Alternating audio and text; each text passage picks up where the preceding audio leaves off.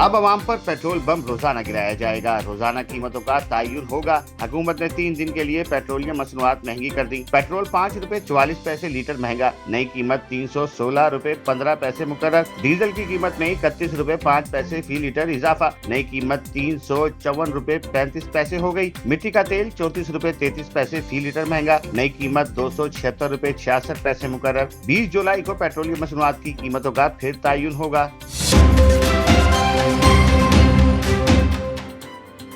Pump مالکان نے حکومت کی petroleum price D regulation policy مسترد کر دی۔ آل پاکستان پیٹرول پمپ آنرز ایسوسی ایشن کے چیئرمین نعمان بٹ کا کہنا ہے حکومت اپنی پالیسی پر نظر ثانی کرے، مسائل کا بوجھ پیٹرول پمپ مالکان پر نہ ڈالا جائے۔ نئی پالیسی سے آئل ٹینکرز، ٹرانسپورٹیشن اور قیمتوں کے تعین کا نظام متاثر ہوگا اور ایم سیز کے ساتھ ریٹ طے کرنے سے قبل تمام اسٹیک ہولڈرز کو اعتماد میں لیا جائے۔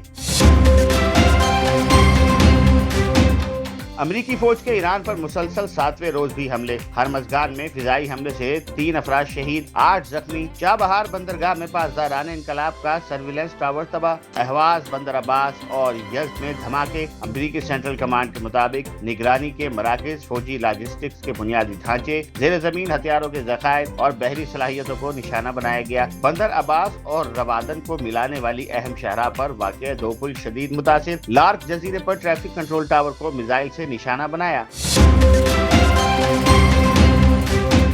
ایران نے کویت، بحرین اور اردن میں امریکی فوجی تنصیبات کو نشانہ بنایا، کئی اہلکار زخمی۔ شمالی بحر ہند میں امریکی بحری جہاز پر کروز میزائل داغا، بحرین میں امریکی ڈرونز کا ڈپو اور مصنوعی ذہانت مرکز بیلسٹک میزائلوں اور ڈرون سے تباہ کر دیا۔ قطر میں العدید ایئر بیس پر ریڈار سسٹم اور اسٹریٹجک فضائی ایندھن فراہم کرنے والے طیاروں کو نشانہ بنایا۔ کویت میں فوجی مراکز اور کیمپ پر ڈرون داغے، واٹر پلانٹ، بجلی گھر اور توانائی یونٹس کو نقصان۔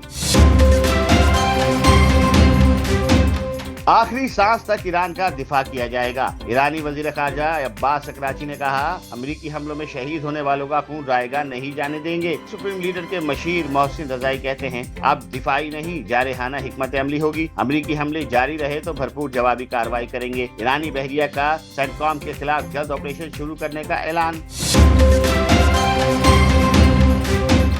صہیونی فورسز نے غزہ میں مزید 14 فلسطینیوں کو شہید کر دیا۔ نصیرات پناہ گزین کیمپ میں جنازے پر ڈرون حملہ، 8 شہادتیں، 20 افراد زخمی۔ بیت لاہیہ میں ڈرون حملے میں 52 سالہ خاتون شہید۔ السوارہ اور خان یونس میں بھی حملے اور فائرنگ سے شہادتیں رپورٹ، متعدد افراد زخمی۔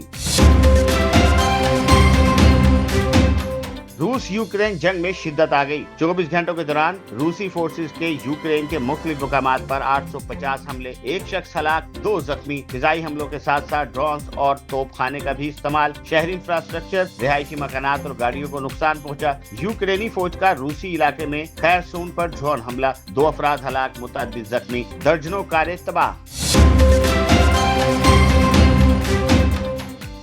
بلوچستان حکومت اور دھرنا کمیٹی کے مذاکرات کامیاب، تحریری معاہدہ طے پا گیا، تحقیقات کے لیے جوڈیشل کمیشن تشکیل دینے پر اتفاق، شہدائے زیارت کے لواحقین کے مطالبات پر عمل درآمد اور امن و استحکام کے لیے مشترکہ اقدامات کیے جائیں گے۔ پالیسی کے مطابق لواحقین کی کفالت، بچوں کی تعلیم اور معاوضہ ریاست فراہم کرے گی۔ وزیر اعلیٰ بلوچستان کی سربراہی میں امن و امان کی صورتحال پر اپوزیشن جماعتوں اور شہداء کے لواحقین کا مشترکہ اجلاس ہوگا۔ آزاد کشمیر بند پڑا ہے، ریاست پاکستان ہرمز کھلوا سکتی ہے تو کشمیر بھی کھلوائے، بلاول بھٹو زرداری کا اتحادی حکومت سے مطالبہ، کہا وزیر اعظم وضاحت کریں کیا وزیر دفاع کا بیان ان کی پالیسی ہے؟ اگر یہ آپ کی پالیسی نہیں تو ایسے وزیر کو لات مار کر کابینہ سے باہر نکالیں۔ اگر آپ کشمیریوں کو کشمیری نہیں مانتے تو آپ وزارت رکھنے کے حقدار نہیں، کشمیر میں احتجاج کی سزا سب کو دینا کہاں کا انصاف ہے؟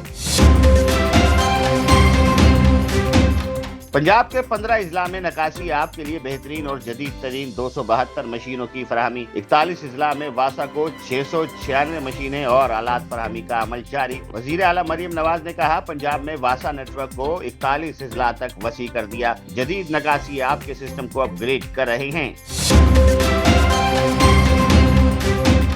अमेरिका को बैक वक्त आग, धुएं और सैलाब का सामना। ग्रेट लेक्स से वाशिंगटन तक वसी इलाका जहरीले धुएं की लपेट में आ गया। 15 रियासतों में 68 मुकामात पर जंगलात में शोले भड़क उठे। रियासत टेक्सास में मुसलसल तीसरे रोज सैलाबी रेलों से तबाही। नॉर्वे के शहर ड्रामन में खौफनाक आतिशबाजी से 100 रिहायशी इमारतें जल गईं। और फीफा वर्ल्ड कप का फाइनल कल अर्जेंटाइन और स्पेन के दरमियान खेला जाएगा। मेसी की ज़ेरे क़यादत अर्जेंटाइन एजाज का दिफा करेगी। स्पेन ने 2010 में वर्ल्ड कप जीतने का एजाज हासिल किया था। तीसरी पोजीशन के लिए आज रात फ्रांस और इंग्लैंड के दरमियान जोड़ पड़ेगा।